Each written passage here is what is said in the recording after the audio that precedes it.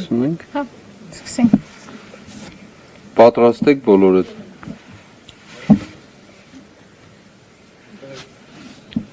Զարուհի, պատրաստ ենք, հա։ Շատ բարի, նախ բոլորիդ բարի լույս, բարի առավոտ, բարի գալուստ, ինչպես արդեն տեսնում եք սրբազոն։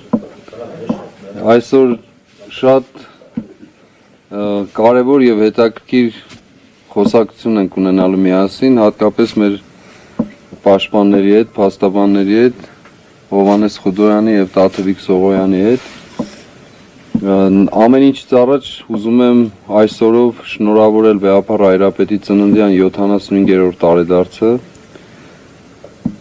մաղթելով իրեն երկար քաջառող կյանք եւ արևշատություն եւ իր գավազանի անսասանությունն ու հաստատությունը։ Իր գահակալության ամբողջ շրջանին հայոց Հայրապետը միայն միտված է եղել եւ իրագործել է հայ եկեղեցու կյանքի պայծառությունը, ինչպես նաև մեր ողջ ժողովրդի կյանքում սահմանափակ միջոցներով, չափազանց սահմանափակ միջոցներով, հակառակ բոլոր տեսակի խժդժությունների, հակառակությունների, հարձակումների եւ հալածանքների հասնել բոլորի կյանքին, թե անհատապես, թե հավաքականապես, մշտապես մտածելով, մտահոգվելով մեր պետության եւ ազգային կյանքի վերելքի մասին եւ իր ողջ կարելություններով ներդրում ունենալու այդ կյանքի բարելավման, բարգավաճման, հոգեվոր առաջընթացի եւ հոգեվոր ծաղկման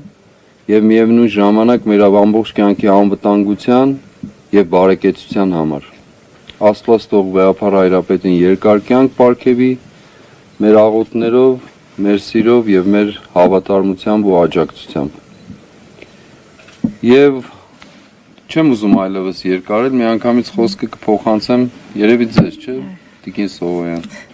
Համեցեք։ Բարի տեսանք բոլորիդ։ Բարի առավոտ, շնորհակալ եմ, որ մեր հրավերն ընդունել եք ու նաև ինքս միանում եմ Վեհափառ Հայրապետի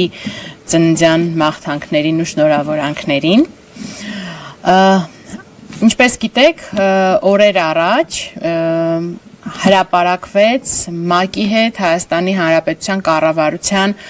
հաղորդակցությունը, որի մասին նախկին